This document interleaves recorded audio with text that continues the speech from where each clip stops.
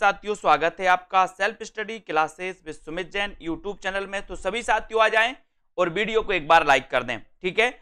और दोस्तों निचोड़ क्लास स्टार्ट हो चुकी है, 21 जून से निचोड़ क्लासें स्टार्ट हो चुकी हैं। सभी लोग जुड़ सकते हैं और हिंदी साहित्य के कोर्स में मात्र 1199 में कोर्स में एडमिशन ले सकते हैं दोस्तों, है ना। और 10 दिन में मात्र आपको हिंदी साहित्य का निचोड़ जो क्लासों के माध्यम से आपको करवा दिया जाएगा। 1 जुलाई से नया बैच स्टार्ट होगा, ठीक है। तो जितने भी हमारे साथी हैं सभी लोग वीडियो को लाइक कर दें और दोस्तों अभी सेल्फ स्टडी क्लासेस ऐप को डाउनलोड कर लें, है ना। सेल्फ स्टडी क्लासेस ऐप में दोस्तों आपको पता है कि सप्ताह में 2 दिन रविवार और गुरुवार फ्री टेस्ट सीरीज होती है ना। तो सभी लोग जुड़ सकते हैं। स्टार्ट करते हैं आज का ये सेशन। बैर क्रोध का अचार या मुरब्बा है, प्रस्तुत पंक्ति की रचनाकार कौन है। जल्दी से आपको चयन करना है।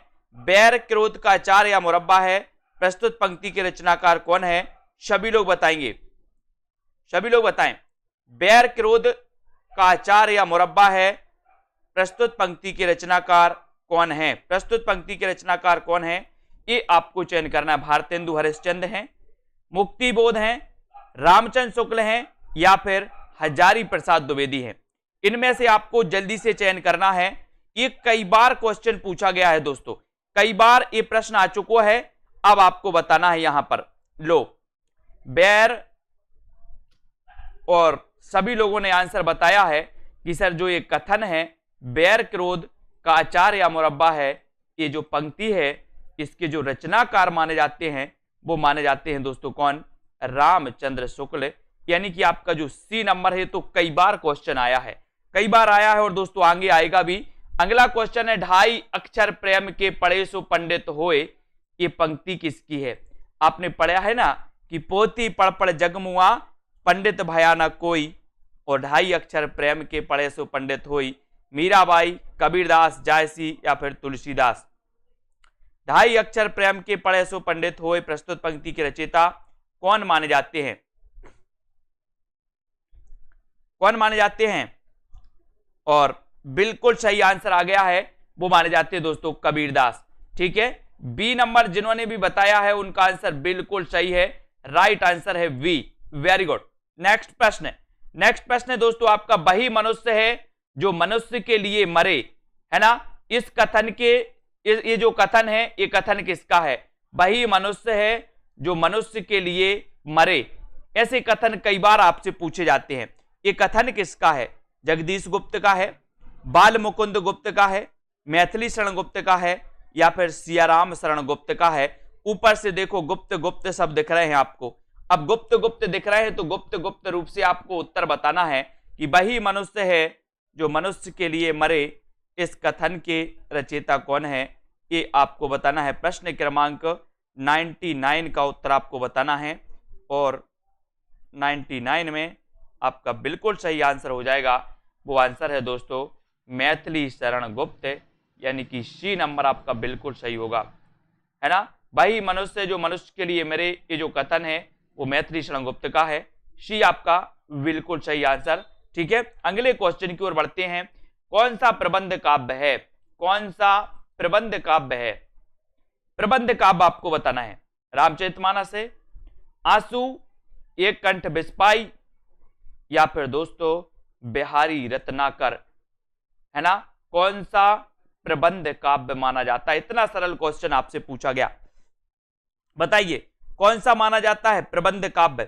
प्रबंध काव्य दोस्तों आपने पढ़ा होगा, प्रबंध काव्य के भेद होते हैं, खंड काव्य भी भेद होता है इसका, है ना। इसका महाकाव्य भी भेद होता है प्रबंध काव्य का। तो आपको बताना है कि प्रबंध काव्यात्मक जो रचना है वो रचना कौन सी है ना। और जिन भी साथियों ने अभी तक सेल्फ स्टडी क्लासेस का ऐप डाउनलोड नहीं किया है वो ऐप को जरूर डाउनलोड करेंगे, ठीक है। ऐप को जरूर डाउनलोड करें और प्रबंध काव्य कौन सा है तब आपका उत्तर चला जाता है रामचरितमानस।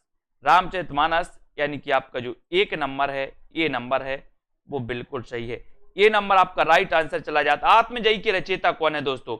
आत्मजयी एक इसकी कई बार ये रचना पूछी गई है, कई बार पूछी गई और आगे भी दोस्तों कई बार आपसे पूछी जाएगी, इसलिए आत्मजयी तो याद रखना, है ना।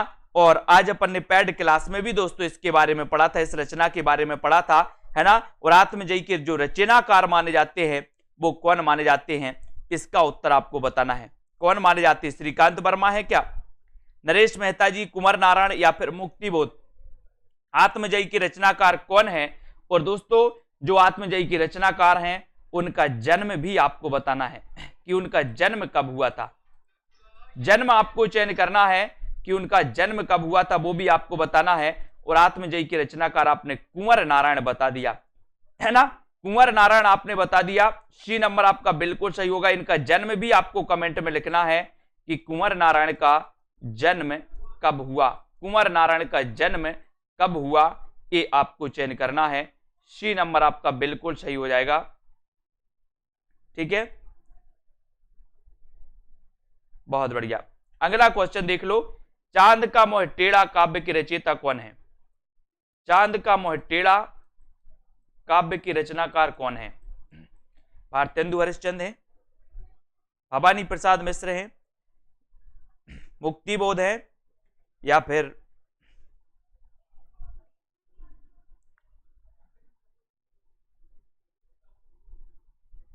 वेरी गुड 1927 में दोस्तों, है ना, 27 माना जाता है। वेरी गुड, सभी लोगों ने बिल्कुल सही बताया। 1927 ये कुंवर नारायण का दोस्तों क्या है, जन्म, है ना, 1927 माना जाता है इनका जन्म काल। और यहां पर चांद का मोह टेढ़ा अगर आपसे पूछा है तो आपने बिल्कुल सही बताया है। क्या बताया है? वेरी गुड, गजानन माधव मुक्तिबोध, है ना। आपको पता है कि मुक्ति के बाद चांद का मोह क्या हो जाता है, टेढ़ा हो जाता है। मुक्ति के बाद चांद का मोह टेढ़ा हो जाता है। यहां पर गजानन माधव मुक्तिबोध आपका बिल्कुल सही होगा, है ना। अगले क्वेश्चन की ओर बढ़े। अगला क्वेश्चन है, यामा के रचयिता कौन है? यामा किसकी रचना है? यामा, यामा बताओ, इतना सरल क्वेश्चन आपसे पूछा गया, है ना। पंत का तो आपको पता ही है कि सर 1900 में इनका जन्म हुआ था। पल्लव इनकी रचना है ना। पंत को नंद दुलारे वाजपेयी ने छायावाद का प्रवर्तक माना, प्रकृति का चितेरा कभी भी इन्हें कहा जाता है। ठीक है, और दोस्तों सुभद्रा कुमारी चौहान के बारे में भी पढ़ा है ना, आपने पढ़ा है सभी लोगों ने, और महादेवी वर्मा जी के बारे में पढ़ा है। अब यामा आप बताना है कि किसकी रचना है, और यामा के बारे में आपको पता है कि सर यामा जो है ये महादेवी वर्मा की रचना है। और इस रचना के लिए 1982 में क्या मिल गया था? ज्ञानपीठ पुरस्कार भी मिल गया था। किसके लिए? यामा के लिए। तो आपका उत्तर सी नंबर बिल्कुल सही हो जाता है। सी नंबर राइट आंसर हो जाता है। संसद से सड़क तक काव्य के रचनाकार कौन है? संसद से सड़क तक काव्य के रचनाकार कौन है? श्रीकांत वर्मा, सुदामा पांडे धूमिल, अज्ञे या फिर रघुवीर सहाय? यहां पर 105 का उत्तर सभी लोग बताएंगे। संसद से सड़क तक काव्य के रचनाकार कौन माने जाते हैं? संसद से सड़क तक,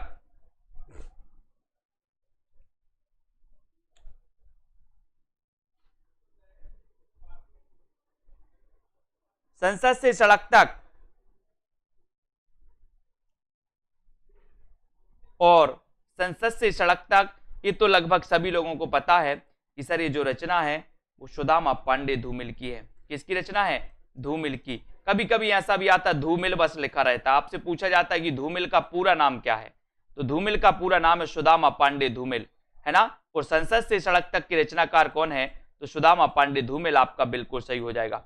ठीक है ना। सुदामा पांडे धूमिल की रचना कई बार पूछी गई है। नेक्स्ट प्रश्न है दोस्तों, रंगभूमि उपन्यास के जो रचनाकार हैं वो कौन है? रंगभूमि आपने पढ़े हैं, सेवा सदन कर्म भूमि गबन गोदान रंगभूमि, ये सारे के सारे आपने पढ़े हैं। अब यहां पर आपको चयन करने के लिए बोला गया है ना, तो बताइए। बिल्कुल, रंगभूमि उपन्यास के रचनाकार कौन है? मीनू सिंह जी, बिल्कुल बिल्कुल। रंगभूमि उपन्यास के रचनाकार कौन है? राजेंद्र यादव हैं, रांगे राघव हैं, प्रेमचंद हैं या फिर अमरकांत हैं? तो आपका यहां पर उत्तर हो जाएगा रंगभूमि उपन्यास। और रंगभूमि उपन्यास दोस्तों किसका है? ये प्रेमचंद का है, यानी कि सी नंबर आपका बिल्कुल सही हो जाएगा। सी नंबर राइट आंसर हो जाएगा।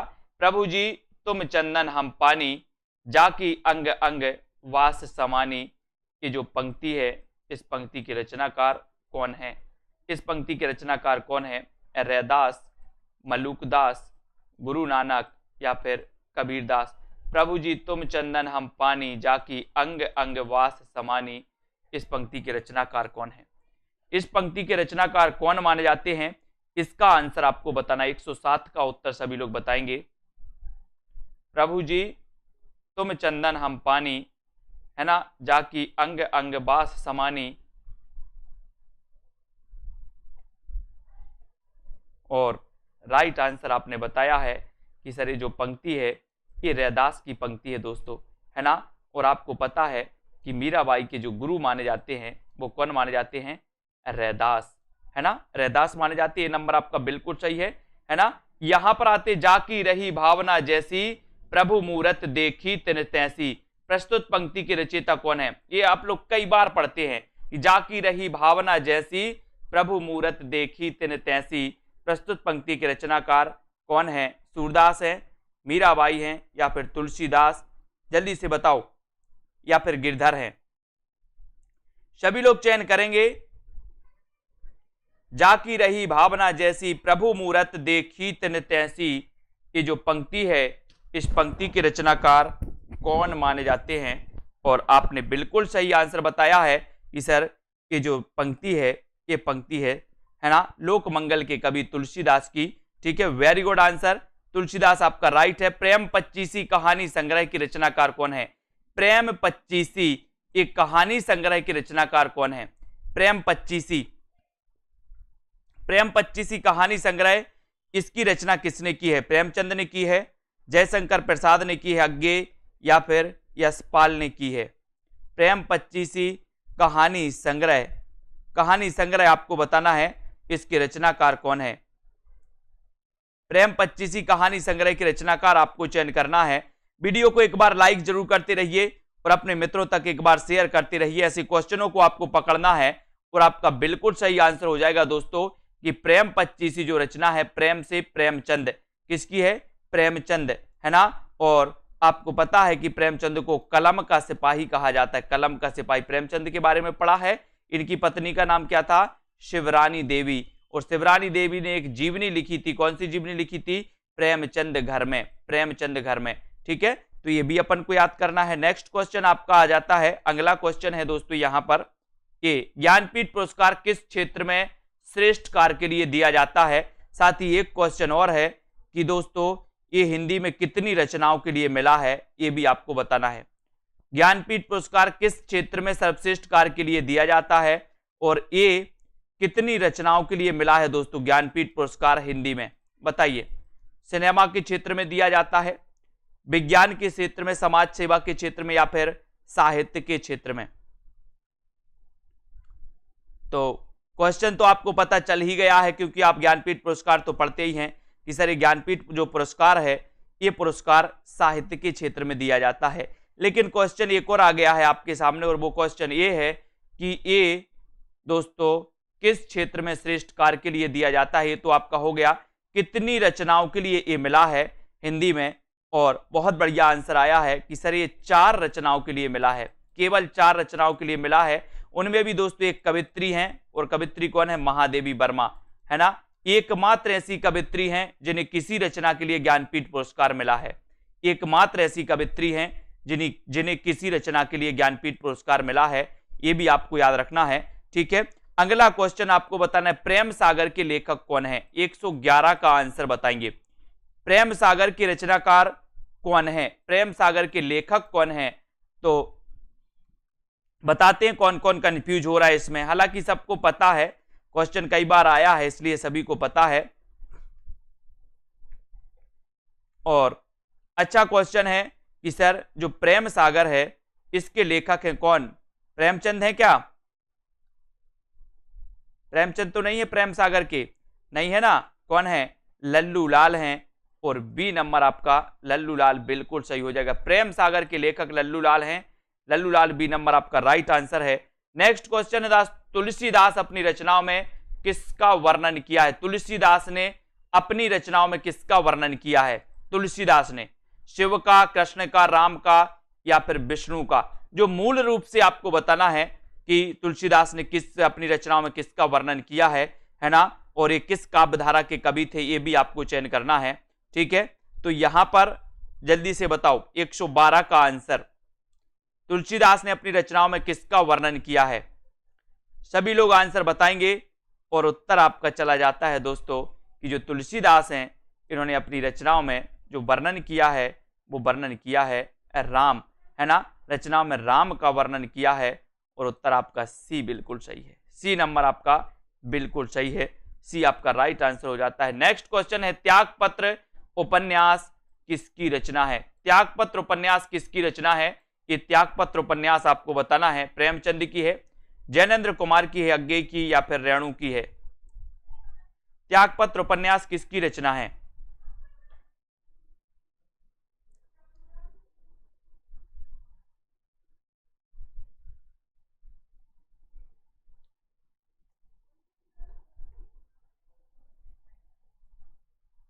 एक 113 में सभी लोग बताएंगे त्यागपत्र ये उपन्यास किसका है? त्यागपत्र, और त्यागपत्र उपन्यास जो माना जाता है दोस्तों, ये माना जाता है, सही बताया सभी लोगों ने कि सर ये त्यागपत्र जो उपन्यास है ये उपन्यास है जैनेन्द्र कुमार का, है ना। ये मनोविश्लेषणवादी उपन्यासकार माने जाते हैं दोस्तों। कैसे माने जाते हैं? मनोविश्लेषणवादी उपन्यासकार। ठीक है, अज्ञेय भी मनोविश्लेषणवादी उपन्यासकार माने जाते हैं। ठीक है, ये जैनेन्द्र कुमार आपका बिल्कुल सही है। नेक्स्ट, ज्ञानपीठ पुरस्कार दिया जाता है दोस्तों, हिंदी भाषा के प्रचार प्रसार हेतु दिया जाता है, या फिर भारतीय लेखकों की आर्थिक सहायता हेतु दिया जाता है, या फिर भारतीय भाषा में साहित्यकारों के रचनात्मक लेखन हेतु दिया जाता है, या फिर इनमें से कोई नहीं? किसके लिए दिया जाता है ज्ञानपीठ पुरस्कार? किस क्षेत्र के लिए बताइए? भारतीय लेखकों की आर्थिक सहायता हेतु या साहित्यकारों के रचनात्मक लेखन हेतु? कौन सा उत्तर आपका सही हो जाएगा? 114 का आंसर आपको चयन करना है। 114 में, और बढ़िया आंसर आ गया है दोस्तों आपका कि सर इसका उत्तर है कौन सा? इसका उत्तर है सी, भारतीय भाषा में साहित्यकारों के रचनात्मक लेखन हेतु, सी नंबर। वेरी गुड, अच्छा क्वेश्चन है दोस्तों, ज्ञानपीठ पुरस्कार दिया जाता है। नेक्स्ट है, मजदूरी और प्रेम निबंध के रचनाकार कौन है? मजदूरी और प्रेम निबंध के रचनाकार कौन है? 115 का आंसर। मजदूरी और प्रेम निबंध के रचनाकार कौन है? 115 में सरदार पूर्ण सिंह, बालकृष्ण भट्ट, प्रताप नारायण मिश्र, या फिर रामचंद्र शुक्ल। मजदूरी और प्रेम निबंध के रचनाकार कौन माने जाते हैं? मजदूरी और प्रेम निबंध के रचनाकार कौन माने जाते हैं? और बोले सर, है ना तो मजदूरी अभी तक पूर्ण मिली है और ना ही प्रेम पूर्ण मिला है। मिला क्या किसी को? नहीं मिला ना। बोले सर ना प्रेम पूर्ण मिला है और ना ही मजदूरी पूर्ण मिली है, तो पूर्ण से बनेंगे पूर्ण सिंह, सरदार पूर्ण सिंह, और ये नंबर आपका बिल्कुल सही हो जाएगा, सरदार पूर्ण सिंह, है ना, कि दोस्तों मजदूरी और प्रेम ये निबंध है इनका, तो आपका उत्तर एक ही तरफ चला जाता है। जिन भी साथियों को दोस्तों निचोड़ कोर्स पढ़ना है या आपका एग्जाम 8-10 दिन के अंदर है, तो आप निचोड़ कोर्स में एडमिशन ले सकते हैं, जिसमें आपको मात्र 10 दिन में हिंदी साहित्य का निचोड़ पढ़ाया जाएगा। साथ ही रिकॉर्डेड कोर्स भी रहेगा अगर आपको अध्ययन करना है, टेस्ट भी रहेंगे आपके लिए, ट्रिकी वीडियो भी रहेंगे और डाउट्स वाले वीडियो भी रहेंगे। तो डाउट्स वाले वीडियो भी आप दोस्तों पढ़ सकते हो एग्जाम के अंतिम दिनों में, है ना। तो आज से क्लास स्टार्ट हो गई है, जिनको भी लेना हो वो self study classes app download कर लें और दोस्तों वहां से आप कोर्स को परचेस कर सकते हो मात्र 1199 में। ठीक है, ये याद रख लेना। और कलम का सिपाही, कलम का सिपाही क्या है दोस्तों? कलम का सिपाही क्या है? आत्मकथा है, रेखा चित्र है, संस्मरण है, या फिर जीवनी है? कलम का सिपाही क्या है? कलम का सिपाही बताइए। आत्मकथा तो है नहीं, है क्या? नहीं है ना। रेखा चित्र नहीं है, संस्मरण नहीं है, है ना। उत्तर आपने सही बताया कि सर ये आज कलम का जो सिपाही है ये अमृत राय द्वारा लिखित, किसके द्वारा लिखित?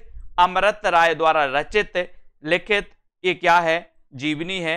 और उत्तर हो जाएगा विकल्प नंबर डी। विकल्प नंबर डी आपका बिल्कुल सही है ना। अगला क्वेश्चन है, दुखी जीवन की कथा रही, क्या कहूं आज जो नहीं कही, प्रस्तुत पंक्ति के रचनाकार कौन है?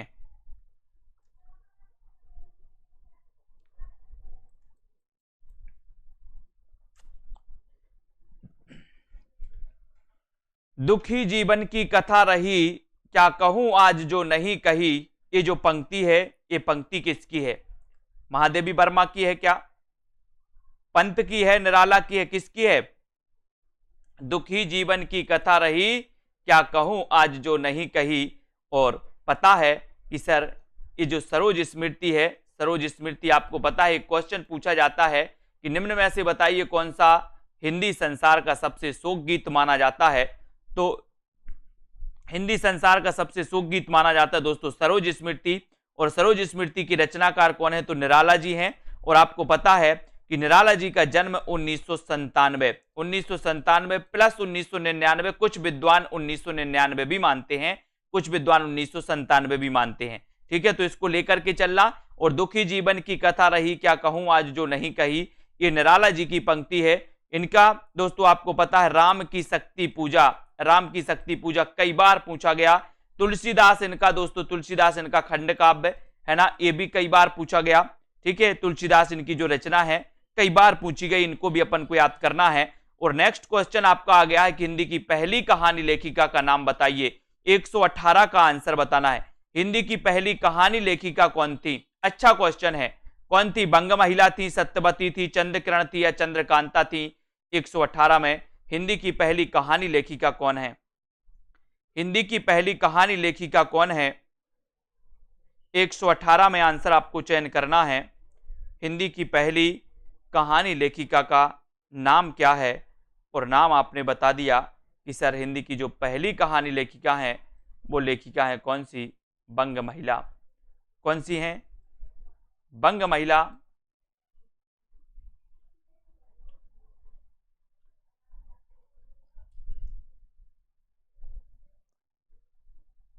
खड़ी बोली के सर्वप्रथम लोकप्रिय कवि माने जाते हैं।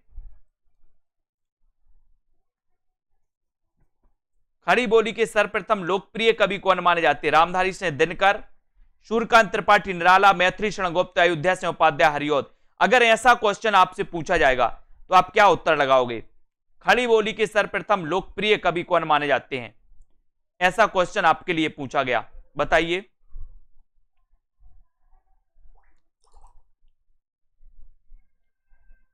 क्या लगाएंगे आप उत्तर? और उत्तर तो आपने देख लिया कि सर खड़ी बोली के सर्वप्रथम लोकप्रिय कवि नहीं दोस्तों, महाकवि। कौन? महाकवि। महाकवि अयोध्या सिंह उपाध्याय, हरिऔध है ना। इन्होंने एक ग्रंथ लिखा जो कि इनका क्या था दोस्तों? क्या था इनका बोले सर, इनका क्या था? इनका प्रिय प्रवास है ना, इनका महाकाव्य था। और खड़ी बोली का भी ये प्रथम महाकाव्य था दोस्तों। कौन सा? प्रिय प्रवास है ना। तो ये याद रख लेना, ये डी नंबर आपका पता हो जाएगा, ये डी नंबर आपका बिल्कुल सही हो जाएगा है ना। आधुनिक काल का सूरदास इन्हें कहा जाता है, तो ये आपका डी बिल्कुल सही हो जाएगा। नेक्स्ट है गोदान किसकी कृति है? गोदान कृति पूछ लिया गया दोस्तों, ये उपन्यास है। क्या है ये? उपन्यास है। उपन्यास, गोदान उपन्यास है। और गोदान बताना है किसका उपन्यास है, तो ये बताइए गोदान किसका उपन्यास है? गोदान किसका उपन्यास है? और आपको पता है दोस्तों कि अयोध्या सिंह उपाध्याय, हरिऔध की प्रथम रचना मानी जाती है कृष्ण शतक। कौन सी मानी जाती है? कृष्ण शतक है ना, आपको पता होगी। और यहां पर आपको गोदान पूछा गया, और गोदान किसकी है दोस्तों? बोले सर प्रेमचंद जी का ये उपन्यास है। बी नंबर आपका बिल्कुल सही हो जाएगा, प्रेमचंद जी का उपन्यास है। Very good. नेक्स्ट है कस्तूरी कुंडल बसे आत्मकथा किसकी है? कस्तूरी कुंडल बसे आत्मकथा किसकी है? शीला झुंझुनवाला की, मैत्रेयी पुष्पा की, कुसुम अंचल की, या फिर गोपाल प्रसाद व्यास की। कस्तूरी कुंडल बसे आत्मकथा के लेखक कौन है? कस्तूरी कुंडल बसे ये दोस्तों किसकी आत्मकथा है? अच्छा क्वेश्चन 121 का, बहुत ही बढ़िया क्वेश्चन है, कई बार पूछे गए हैं। उत्तर क्या हो जाएगा? उत्तर आपको बताना है। कस्तूरी कुंडल बसे आत्मकथा के लेखक कौन है?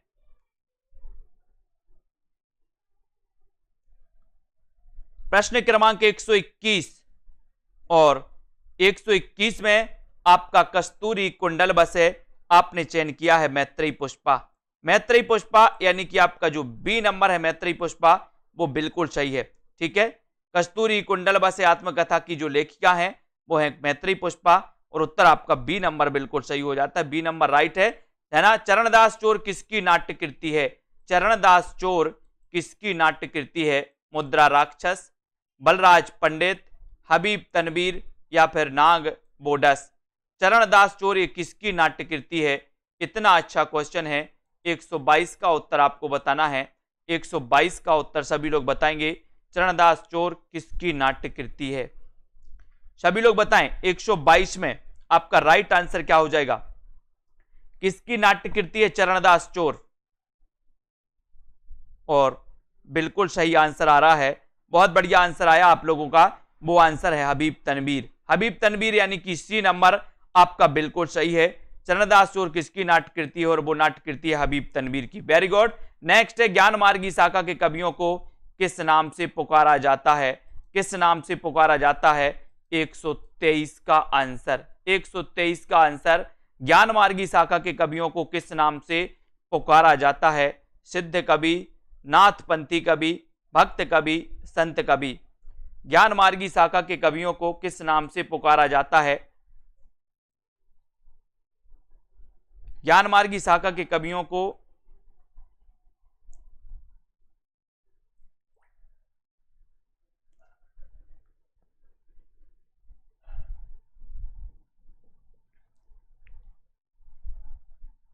और आपने बिल्कुल सही आंसर बताया है संत कवि। क्या बताया दोस्तों? संत कवि, यानी कि डी आपका बिल्कुल सही है ना, राइट आंसर। वेरी गुड, बहुत बढ़िया। नेक्स्ट है, अपभ्रंश का वाल्मीकि किसे कहा जाता है? अपभ्रंश का वाल्मीकि किसे कहा जाता है? इतना अच्छा क्वेश्चन आया है दोस्तों। अपभ्रंश का वाल्मीकि किसे कहा जाता है? पुष्पदंत को, धनपाल, शालिभद्र सूरि को या फिर स्वयंभू को? अपभ्रंश का वाल्मीकि किसे कहा जाता है? 124 का आंसर सभी लोग बताएंगे। अपभ्रंश का वाल्मीकि बताना है, बताइए।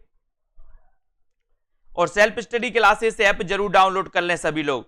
रोज दोस्तों 2020 टेस्ट सीरीज होती है। रोज नहीं, मतलब सप्ताह में 2 दिन होती है। एक तो रविवार होती है और एक गुरुवार होती है ना। और अपभ्रंश का वाल्मीकि के कहा जाता है दोस्तों, वो कहा जाता है किसे? स्वयंभू को, है ना। स्वयं बोले सर, स्वयं, है ना, स्वयंभू। ठीक है, वेरी गुड। स्वयंभू को कहा जाता है। यहां पर आ जाते हैं, अगला क्वेश्चन है, चंद्रबरदाई किसके दरबारी कवि थे? चंद्रबरदाई किसके दरबारी कवि थे?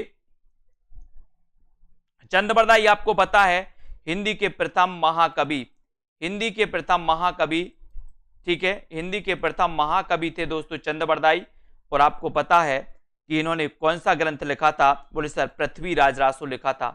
कौन सा लिखा था? पृथ्वीराज रासो लिखा था, है ना। और चंद्रबरदाई किसके दरबारी कवि थे? तब आपका उत्तर चला जाता है कि महाराज पृथ्वीराज चौहान के, पृथ्वीराज चौहान के। और डी नंबर आपका बिल्कुल सही है ना। बहुत बढ़िया। चंद्रबरदाई ये पृथ्वीराज चौहान के दरबारी कवि थे दोस्तों। पृथ्वीराज रासो इन्होंने ग्रंथ लिखा जो कि हिंदी का प्रथम महाकाव्य भी माना जाता है। और रीतिकाल का वह कौन सा कवि है जो अपनी मात्र एक हिंदी साहित्य, एक रचना में दोस्तों क्या हो गया? अमर हो गया। रीतिकाल का वह कौन सा कवि है जो अपनी मात्र एक रचना के कारण हिंदी साहित्य में अमर हो गया? कौन सा कवि है दोस्तों? ऐसा कौन सा कवि है जो अपनी मात्र एक रचना के कारण हिंदी साहित्य में अमर हो गया? सभी लोगों को लगभग पता है। और वो एक रचना है दोस्तों किसकी है? बिहारी जी की, है ना। और बिहारी जी की ये कौन सी है? बिहारी सतसई, बिहारी सतसई है। और इसका काव्य रूप क्या है? तो इसका काव्य रूप है दोस्तों मुक्तक काव्य है ना। बिहारी सतसई याद रख लेना। रामचरितमानस के बाद सर्वाधिक टीकाएं इसमें लिखी हैं। मैंने कई बार आपको बताया बिहारी सतसई, है ना। ये आपका सी नंबर सही है। गागर में सागर भरने वाले हैं अपने बिहारी सतसई, ठीक है, बिहारी जी। कठिन काव्य का प्रेत किस कवि को कहा जाता है? कठिन काव्य का प्रेत किस कवि को कहा जाता है? सेनापति को, चिंतामणि को, मतीराम को या फिर केशवदास को? कठिन काव्य का प्रेत किसे? कठिन काव्य का प्रेत बताना है आपको। एक कठिन गद्य का प्रेत भी आपसे पूछा जाता है, एक क्वेश्चन बनता है कठिन काव्य का। दोनों क्वेश्चन आपको कंफ्यूज करते और दोनों क्वेश्चन पूछे जाते हैं। तो सबसे पहले उत्तर कौन बताएगा? वो जल्दी से बताएं। कठिन काव्य का प्रेत किस कवि को कहा जाता है? और आपने बहुत बढ़िया आंसर चयन किया है कि सर काव्य रचनाएं केशवदास ने की हैं, है ना। याद रखते ना, काव्य तो काव्य में आपको केशवदास लगाना है। और कठिन गद्य का आता, गद्य का तो गद्य तो अज्ञे ने लिखे हैं दोस्तों, अज्ञे, है ना, अज्ञे। तो कठिन गद्य का प्रेत अज्ञे को कहा जाता है और कठिन काव्य का प्रेत केशवदास को कहा जाता है। तो यहां पर कठिन काव्य आपसे पूछा गया है, तब आपका उत्तर केशवदास चला जाएगा, ठीक है ना। इनकी कौन सी रचना? रामचंद्रिका। आपको कई बार बताया है कि रामचंद्रिका को छंदों का अजायब घर कहा जाता है, और किसने कहा है? तो रामस्वरूप चतुर्वेदी ने, ठीक है, बिल्कुल सही। नेक्स्ट है, द्विवेदी युग का नामकरण किसके नाम पर हुआ है? इतना सरल क्वेश्चन आपसे पूछा गया। साथ ही आपको बताना है द्विवेदी युग का, दोस्तों द्विवेदी युग का काल भी आपको बताना है कि द्विवेदी युग का काल क्या है, द्विवेदी युग का काल क्या माना जाता है, बताइए। शांति प्रिय द्विवेदी, महावीर प्रसाद द्विवेदी, हजारी प्रसाद द्विवेदी या फिर राम अवध द्विवेदी। द्विवेदी युग का नामकरण किसके नाम पर हुआ? किसके नाम पर हुआ? प्रश्न क्रमांक 128 में आप लोग चयन करना। और बहुत बढ़िया आंसर आया है सभी लोगों ने कि सर द्विवेदी युग का जो नामकरण हुआ है वो हुआ है महावीर प्रसाद द्विवेदी के नाम पर। लेकिन द्विवेदी युग का काल आपको बताना है कि द्विवेदी युग का काल क्या है, क्या माना जाता है। चलिए नेक्स्ट है, मैथिल कोकिल किसे कहा जाता है? मैथिल कोकिल किसे कहा जाता है? मैथिल कोकिल किसे कहा जाता है? विद्यापति को, अमीर खुसरो को, चंद्रबरदाई को या फिर हेमचंद्र को? मैथिल कोकिल किसे कहा जाता है? मैथिल कोकिल किसे कहा जाता है? 129 का उत्तर आपको बताना है। 129 नंबर का उत्तर आप लोग चयन करना। मैथिल कोकिल किसे कहा जाता है, बताइए। मैथिल कोकिल किसे कहा जाता है? और बढ़िया आंसर आपका हो जाएगा, मैथिल कोकिल कहा जाता है दोस्तों विद्यापति को। विद्यापति को। इनकी 3 रचनाएं आपको हमेशा याद करना है। एक तो दोस्तों इनकी पदावली रचना आपको हमेशा याद करना है, एक दोस्तों इनकी कीर्ति लता आपको हमेशा याद करना है ना। एक इनकी कीर्ति पताका आपको हमेशा याद रखना है। कीर्ति लता और कीर्ति पताका ये अवहट्ट भाषा में रचित हैं। पदावली इनकी दोस्तों मैथिली भाषा में रचित है। तो मैथिल कोकिल किसे कहा जाता है? तब आपका उत्तर हो जाता है विद्यापति। विद्यापति यानी कि ये नंबर आपका बिल्कुल राइट आंसर हो जाता है। और चलते हैं नेक्स्ट क्वेश्चन की ओर। प्रकृति के सुकुमार कवि किसे कहा जाता है? अच्छा क्वेश्चन है, सभी लोग एक बार वीडियो को लाइक जरूर करेंगे। प्रकृति का सुकुमार कवि, प्रकृति का सुकुमार कवि किसे कहा जाता है? प्रकृति का सुकुमार कवि किसे कहा जाता है? जयशंकर प्रसाद को, सुमित्रानंदन पंत को, महादेवी वर्मा को या फिर निराला को? किसे कहा जाता है प्रकृति का सुकुमार कवि? प्रकृति का सुकुमार कवि किसे कहा जाता है? प्रकृति का सुकुमार कवि किसे कहा जाता है? जल्दी से लिख दो कमेंट में। और उत्तर चला जाता है आपका सुमित्रानंदन पंत। सुमित्रानंदन पंत यानी कि आपका बी नंबर जो सुमित्रानंदन पंत है प्रकृति के सुकुमार कवि, और वो कहा जाता है पंत को। ठीक है, बी नंबर आपने बिल्कुल सही बताया है। देख लेते हैं अगला क्वेश्चन। अगला क्वेश्चन आया है दोस्तों, आपको बताना है यहां पर, बताइए जल्दी से कि एक भारतीय आत्मा किसे कहा जाता है? एक भारतीय आत्मा किसे कहा जाता है? एक भारतीय आत्मा किसे कहा जाता है? जयशंकर प्रसाद, माखनलाल चतुर्वेदी, रामधारी सिंह दिनकर या फिर सुमित्रानंदन पंत? एक भारतीय आत्मा किसे कहा जाता है? एक भारतीय आत्मा किसे कहा जाता है? और बढ़िया सा उत्तर आपने बताया है कि सर अगर आप बताओगे कि एक भारतीय आत्मा किसे कहा जाता है, तब आपका उत्तर हो जाएगा माखनलाल चतुर्वेदी। जन्म कब हुआ था इनका बता देना जरा कमेंट में, माखनलाल चतुर्वेदी का। बाकी इन्हें एक भारतीय आत्मा के नाम से जाना जाता है। कई बार एक क्वेश्चन पूछा गया है। अगले क्वेश्चन की ओर हम बढ़ेंगे दोस्तों। अगला क्वेश्चन आपको बताना होगा यहां पर। नेक्स्ट है, कथा सम्राट किसे कहा जाता है? कथा सम्राट किसे कहा जाता है? प्रेमचंद को, जैनेन्द्र कुमार को, अज्ञे को या फिर फणीश्वरनाथ रेणु को? कथा सम्राट किसे कहा जाता है? और ऐसे कितने साथी हैं जिन्होंने अभी तक सेल्फ स्टडी क्लासेस का ऐप डाउनलोड नहीं किया है ना? सभी लोग सेल्फ स्टडी क्लासेस का ऐप जरूर डाउनलोड कर लेना, ठीक है। और इसी प्रकार से अध्ययन जरूर करना है दोस्तों और आगे बढ़ते रहना है ना। कथा सम्राट किसे कहा जाता है ये भी आपको बताना है। और कथा सम्राट कहा जाता है दोस्तों, है ना, किसे कहा जाता है? सभी लोगों ने बता दिया है कि सर कथा सम्राट प्रेमचंद जी को कहा जाता है ना। ये नंबर आपका बिल्कुल सही है, प्रेमचंद जी आपका राइट आंसर है, बहुत बढ़िया आंसर। नेक्स्ट दोस्तों यहां पर अब आपको क्या करना है कि आपको आईएएस स्टडी ट्रैक के टेलीग्राम ग्रुप से भी आप जुड़ सकते हो, है ना। और दोस्तों यहां पर सेल्फ स्टडी क्लासेस का ऐप भी आपको डाउनलोड कर लेना है, ठीक है। जितने भी हमारे साथी हैं वो सभी सेल्फ स्टडी क्लासेस का ऐप जरूर डाउनलोड कर लें, है ना। और दोस्तों वीडियो को लाइक जरूर कर दें, जितने भी मित्र हैं वो लाइक जरूर करेंगे और अपने सभी साथियों को शेयर जरूर कर दिया करें, है ना। और self study classes app download करके यहाँ पर निचोड़ क्लासेस स्टार्ट हो गई हैं। अगर आपका एग्जाम नजदीक है ना, और आपका 10-15 दिन के अंदर एग्जाम है तो दोस्तों इस निचोड़ क्लास से आप स्टार्ट कर सकती है। 10 दिन की क्लास है, 10 दिन में हिंदी साहित्य का क्या क्या महत्वपूर्ण है, आदिकाल में कौन कौन सी चीजें महत्वपूर्ण है, भक्ति काल में कौन कौन सी महत्वपूर्ण है, रीति काल में कौन कौन सी चीजें महत्वपूर्ण है जो पूछे जाते हैं, तो ऐसी ऐसी चीजें आपको पूरी बताई जाएंगी और 10 दिन में ये पूरा कंप्लीट किया जाएगा दोस्तों, है ना। तो जिन भी साथियों को दोस्तों जुड़ना है और जिनका भी अभी दोस्तों पास में ही एग्जाम है वो आराम से इस कोर्स में 1199 में एडमिशन ले सकते हो, जिनमें आपको टॉपिक वाइज टेस्ट भी मिलेंगे, लाइव क्लास है, डाउट सॉल्यूशन वाले वीडियो भी मिलेंगे, ठीक है, बिल्कुल। तो 21 जून से शाम को 6:30 बजे लाइव क्लास चलती है इसकी दोस्तों निचोड़ कोर्स की।